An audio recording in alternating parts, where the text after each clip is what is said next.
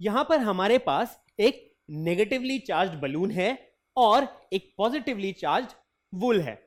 अब इन दोनों चीज को अगर मैं कहूं कि न्यूट्रल करना है, यानी आपको इन दोनों चीज को न्यूट्रल करना है, तो आप इसे न्यूट्रल कैसे कर सकते हैं?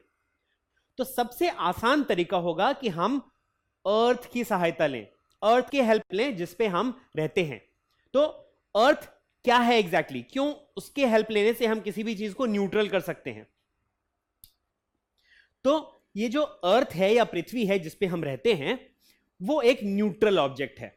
तो जैसा हम कहते हैं earth is a neutral object, यानी कि इसमें पॉजिटिव और नेगेटिव चार्जेस का बैलेंस होता है हमेशा। अब हमेशा क्यों? क्योंकि अर्थ पे हर चीज का बैलेंस है। जैसे कि पानी अगर कहीं से इवेपोरेट होता है तो कहीं पर बारिश के थ्रू वापस भी आ जाता है, यानी पानी का लेवल एक ही रहता है।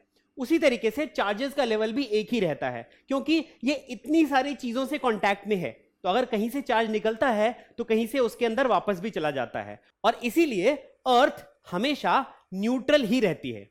और इसीलिए हम इसका फायदा उठाते हैं किसी भी चीज को न्यूट्रल करने के लिए। तो कहते हैं कि even if we take out a large number of electrons from the earth, it will not get positively charged. तो बहुत सारा इलेक्ट्रॉन अगर हम निकाल भी लें अर्थ से तो वो पॉजिटिवली चार्ज नहीं होगी, क्योंकि कहीं ना कहीं से वापस नेगेटिव चार्ज रिप्लेनिश हो जाएगा, या वापस से नेगेटिव चार्ज की भरपाई हो जाएगी वहां पर।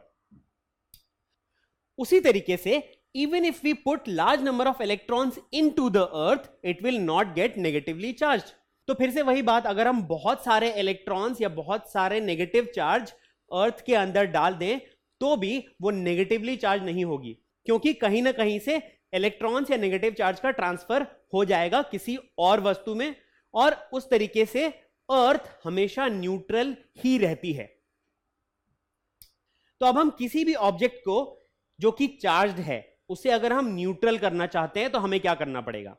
बहुत सिंपल है, हम उसे अर्थ से यानी ग्राउंड से टच कर देंगे। अगर हम टच कर देंगे तो क्या होगा? जो इलेक्ट्रॉन्स हैं वो ट्रांसफर हो जाएंगे, क्योंकि अर्थ क्या है? अर्थ खुद एक बहुत बड़ी न्यूट्रल बॉडी है और उस बॉडी में इलेक्ट्रॉन्स आसानी से एक्सेप्ट हो जाएंगे। तो ये सारे एक्सेस इलेक्ट्रॉन्स जो होंगे इस बॉडी के, वो सारे ट्रांसफर हो जाएंगे अर्थ में, और जब ये इलेक्ट्रॉन्स अर्थ के अंदर ट्रांसफर हो जाएंगे तो ये जो नेगेटिवली चार्ज्ड ऑब्जेक्ट है वो न्यूट्रल बन जाएगी। तो हमारे पास ये भी न्यूट्रल हो जाएगी और ये हमेशा न्यूट्रल ही रहेगी। तो अर्थ के साथ ये एडवांटेज है कि चार्ज बॉडी को अर्थ के साथ कनेक्ट कर दो, टच कर दो, तो इलेक्ट्रॉन्स अपने आप ट्रांसफर हो जाएंगे। तो जब नेगेटिवली चार्ज बॉडी है वो अर्थ के साथ कनेक्ट होगी तो इलेक्ट्रॉन्स ट्रांसफर हो जाएंगे अर्थ में और ये न्यूट्रल बन जाएगी। वैसे ही अगर हम एक पॉजिटिवली चार्ज बॉडी को अर्थ के साथ कनेक्ट करते हैं तो क्या होता है? अब इसमें क्या है? इलेक्ट्रॉन्स की कमी है, नेगेटिव चार्ज की कमी है, तो अर्थ से इलेक्ट्रॉन्स इसके अंदर ट्रांसफर हो जाएंगे। तो फिर से ये जो पॉजिटिवली चार्ज बॉडी थी वो न्यूट्रल बन जाएगी। तो यहां पे क्या हुआ? अर्थ से ट्रांसफर हो गया। तो जब इलेक्ट्रॉन्स की कमी है अर्थ इलेक्ट्रॉन्स प्रोवाइड कर देगी, जब इलेक्ट्रॉन्स ज्यादा हैं तो अर्थ इलेक्ट्रॉन्स को एक्सेप्ट कर लेगी, और फिर भी ये हमेशा न्यूट्रल ही रहेगी। और ये जो बॉडी थी, जो चार्ज बॉडी थी, वो न्यूट्रल बन जाएगी। तो जब भी किसी भी चार्ज बॉडी को हमें न्यूट्रल करना हो तो हमें उसे अर्थ से या ग्राउंड से टच कर देना होता है, और अपने आप इलेक्ट्रॉन्स का ट्रांसफर हो जाएगा और बॉडी न्यूट्रल बन जाएगी। तो ये जो प्रोसेस है उसे हम अर्थिंग ऑफ चार्जेस कहते हैं। अर्थिंग क्यों? क्योंकि हम अर्थ से कनेक्ट कर रहे हैं, इसीलिए अर्थिंग। तो हम चार्जेस का अर्थिंग कर देते हैं। इसका मतलब होता है earthing of an object is the process of removing the excess charge on an object by means of transfer of electrons between it and the earth। यानी हमने क्या किया यहां पे? earthing का मतलब होता है कि process of removing the excess charge। जो excess charge है एक बॉडी में उसको रिमूव करने का या हटाने का प्रोसेस है ये, जिसमें कि क्या होता है? इलेक्ट्रॉन्स का ट्रांसफर होता है चार्ज बॉडी और अर्थ के बीच में। तो जितने भी इलेक्ट्रॉन्स रिक्वायर्ड होते हैं बॉडी को या रिक्वायर्ड होते हैं बॉडी को रिमूव करने के लिए, तो वो अर्थ से कनेक्ट होते ही वो ट्रांसफर हो जाते हैं और बॉडी न्यूट्रल हो जाती है। और इसे हम ग्राउंडिंग ऑफ चार्जेस भी कहते हैं। It is also known as grounding of charges. Grounding, फिर से वही बात की, हम ग्राउंड से कनेक्ट करते हैं तो ग्राउंडिंग ऑफ चार्जेस भी कहते हैं। यानी चार्जेस ग्राउंड हो गए, ग्राउंड में चले गए या ग्राउंड से हमें वापस मिल गए, तो इसीलिए इसे ग्राउंडिंग ऑफ चार्जेस भी कहते हैं। और इसका एक सिंबल है, वो है ये। यहां पे एक वर्टिकल लाइन है और उसके बाद 3 हॉराइजॉन्टल लाइंस हैं। तो वर्टिकल लाइन और फिर 3 हॉराइजॉन्टल लाइंस, और ये लाइंस क्रमशः छोटे होते जाते हैं।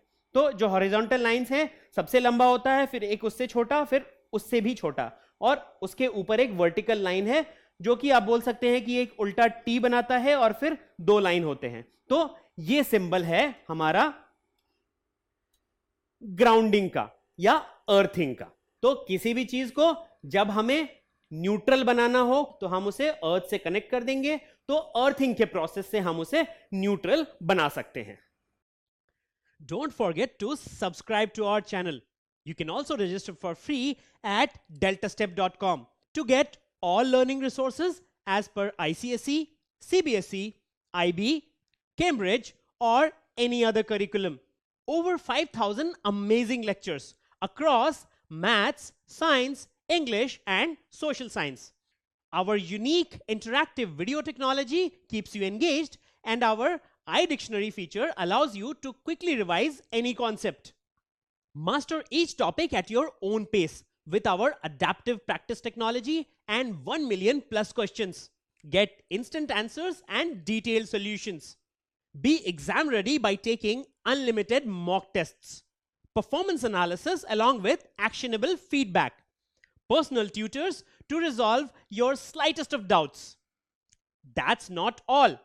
You also get amazing prizes like PlayStations, iPads, watches, and many more, along with certificates through our Earn As You Learn program. So at deltastep.com, learning is not just fun and easy, it's rewarding too. So register for free now.